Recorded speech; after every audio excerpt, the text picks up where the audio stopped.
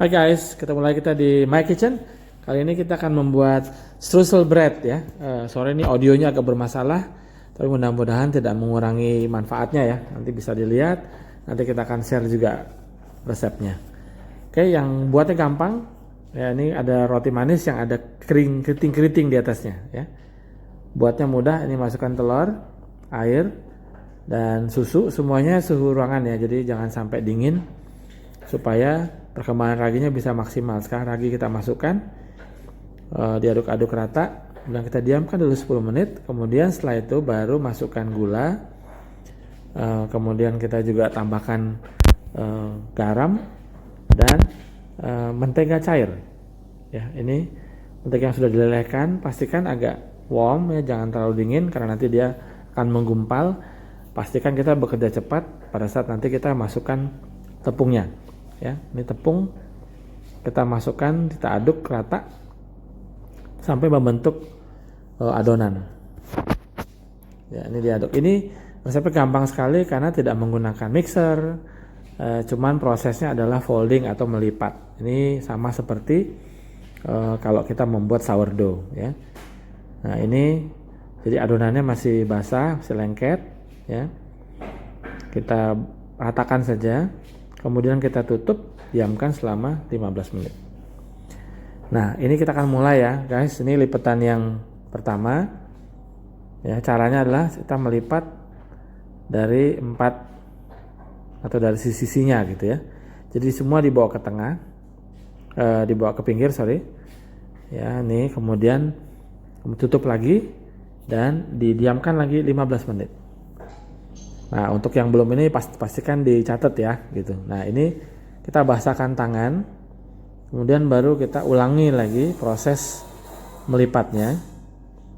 Semua sama ya, dari semua sisinya ya, kita beri lipatan. Ini adalah fungsinya seperti membuat gluten menjadi kuat. Nah, ini dirapikan sedikit supaya bentuknya nanti bagus. Tutup lagi.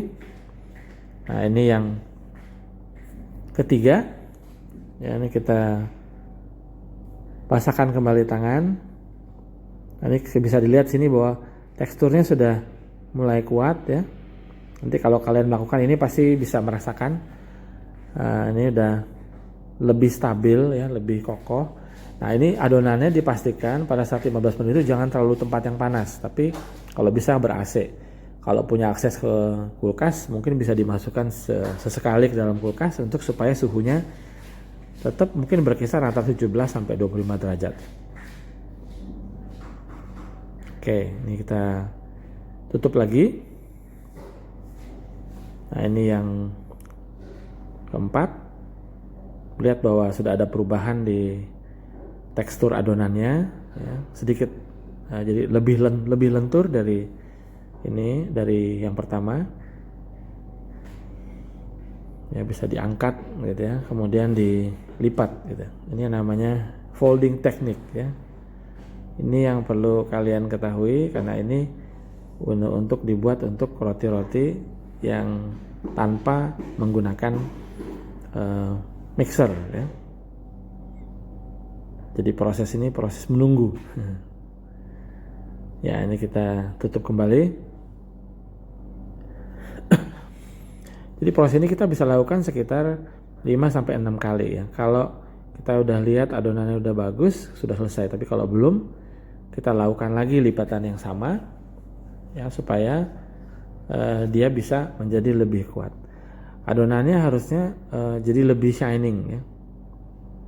Ya ini masih belum, jadi kita masih lakukan lagi lipatan. Ini bisa lihat bahwa ya ditarik panjang itu dia sudah mempunyai kekuatan gitu. Ya kita pastikan lipatnya yang rata supaya nanti hasil buletannya juga lumayan bagus gitu ya. Jadi itu yang mesti diperhatikan gitu. Nah ini kalau misalnya perlu dirapikan sedikit. Ya ini karena memang perlu waktu ya. Tapi untuk kalian yang misalnya memang tidak punya mixer ya, masalah dengan mengulen, nah ini cara yang bagus untuk bisa memulai membuat sebuah roti yang enak ya dan lembut. Nah ini sudah bagus. Sekarang baru setelah tadi sudah 6 lipatan, ini kita lipat lagi sekali, kemudian nanti kita sudah boleh memberikan tepung kalau nanti sudah cukup kuat gitu ya. Tapi kalau masih belum, kita lipat lagi. Ya makin banyak lipatan dia akan makin kuat gitu ya untuk pembentukan glutennya. Dan itu yang nanti jadi rotinya seratnya panjang-panjang. Oke. Nah, ini yang lipatan yang terakhir sepertinya ya. Oke, ini sudah bagus, sudah shining. Ini kemudian kita baru berikan tepung ya. Untuk sedikit aja diulen di bowlnya. Ini untuk ya biar adonannya biar bagus. Ya sebelum nanti kita istirahatkan ya. Nah ini kita istirahatkan sampai double the size ya. Ini kita sekarang diulen sedikit, selalu bawa ke tengah ya, usahakan memutar arah yang sama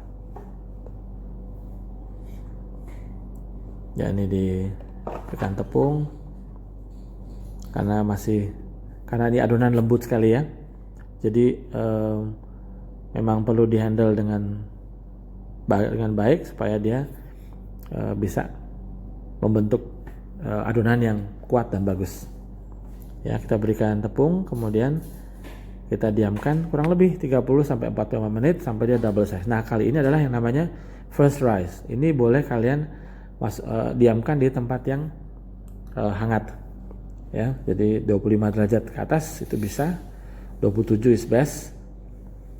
Nah itu kita diamkan, bisa ditaruh di dalam oven dengan lampu yang menyala saja, tapi tidak ini. Kemudian sementara menunggu, kita buat adonan atasnya atau struselnya. Ini kasih mentega yang sudah leleh ya, bukan melted tapi hanya lembut. Kemudian kita masukkan madu tadi, terus ini kita kasih saus kacang ya, peanut sauce. Kemudian telur, ini kita aduk.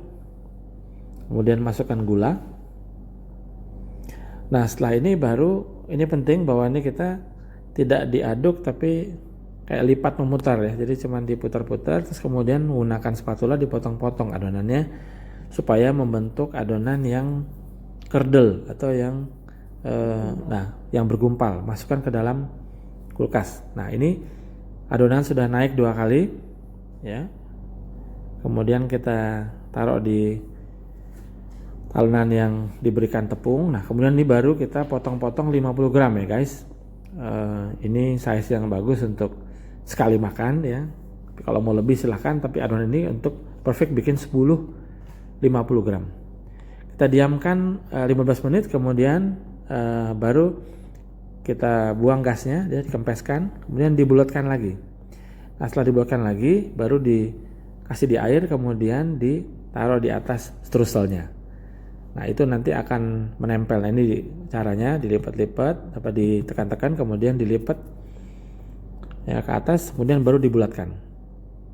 Ya kemudian pegang bawahnya, celup di air, kemudian masukkan ke dalam di atas struselnya. Nah itu biar lengket semuanya, biar masuk seperti yang di tray ini. Jadi traynya kasih baking paper ya, supaya tidak lengket.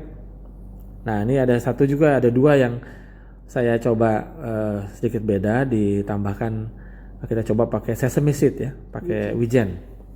Nah ini nanti kita diamkan sampai double the size juga, kurang lebih 25 menit. Nah setelah dingin, ini dipanggang kurang lebih 12-15 menit ya, suhunya 190. Nah setelah matang, dinginkan dulu ya sebelum diisi. Nah ini bisa lihat bahwa ini rotinya lembut sekali. Ini yang sesame seed juga sama ya. Nah ini bisa diberikan isian macam-macam. Ini kebetulan saya isi dengan Nutella cream ya. Caranya bikinnya nanti ada di resepnya ya, cuma whipping cream, sugar dan Nutella.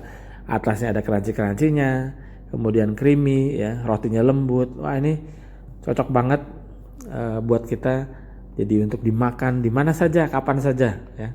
Nah, ini ingat sama saya punya roti kesukaan zaman dulu ya, roti Hamtaro. Cuman bedanya kalau Hamtaro dia ada crunchy pastry di tengahnya, kemudian dia pakai whipping cream dan coklat cream. Nah, ini dia bentuknya seperti ini. Jadi nice gitu ya. Ini ingat banget saya sama yang dulu. Nah, ini cuman ini kita bikin yang berbeda, tapi tetap bisa dibikin dengan filling macam-macam ya. Kalau Hamtaro tuh dikasih mata, kemudian ada tadi pastry crustnya, jadi enak di dalam, jadi nano-nano campurnya tuh, ada creamy, ada coklat, ada yang crunchy.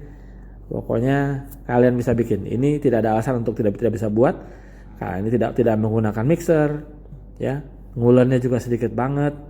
Pasti kalian bisa. Oke, silakan dicoba di rumah ya, dicoba resepnya, kemudian nanti bisa kita sharing sama-sama. Oke guys, see you guys.